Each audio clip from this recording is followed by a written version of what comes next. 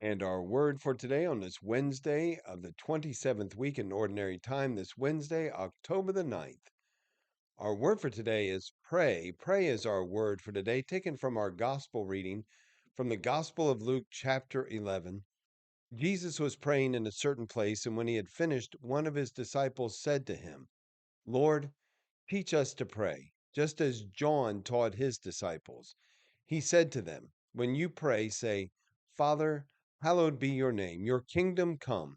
Give us each day our daily bread, and forgive us our sins, for we ourselves forgive everyone in debt to us, and do not subject us to the final test. Brothers and sisters, a couple things kind of come up in the midst of this. One, thanks be to God for the one of the disciples who asked Jesus to teach them how to pray. Secondly, he follows that by an interesting statement as John taught his disciples how to pray. Kind of makes me curious. How did John teach his disciples to pray? I wish we had one of those prayers remaining. I will tell you, it didn't include Father. Think of that. It didn't include Father. John didn't see God the Father as his Father, as our Father. Jesus proclaimed that scandalous thing, that thing that got him killed.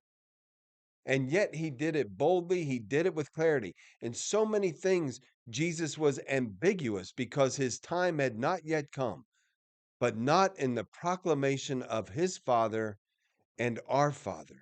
He didn't say, pray to God in this way, God, the Father of Jesus. No, he said, Father, hallowed be your name. That's how we are to pray. I am to pray, calling God my Father. Father, holy is your name. Your kingdom come. Give us today our daily bread. Just give me what I need for today, Jesus says. My goodness, what a simple thing. And yet we have a very difficult time following it. We spend a lot of time worrying about the future, putting up things for the future, not being, quite frankly, as mindful as we should be about today. I have to say, it's a bit of a struggle when we look at everyone putting everything forward for the future that I might have a more comfortable, peaceful future when I know that there are people in need today. This is about each person's conviction, right? But I would have a very difficult time sticking a bunch of stuff back when I know that there are people in need for today. I'd rather meet the need of today. And so Jesus is saying, don't worry so much about tomorrow.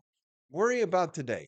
I'm not saying careful planning is against God's will. I'm just saying we need to be mindful that He said this and forgive us our sins as we forgive others who are in debt to us. Again, we've talked about this a lot, but that's probably one of the scariest parts that of Jesus' teaching and of the scriptures that we are asking to be forgiven as we have forgiven. That's a high calling for us that we might forgive as God forgives, because that's who we are asking for forgiveness from. And don't subject us to the final test. Give us grace to overcome that final test. And how do we have the grace sufficient to overcome it?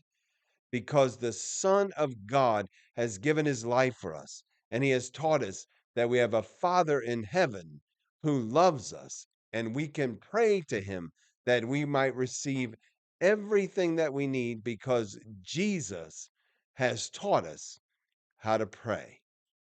Pray, our word for today.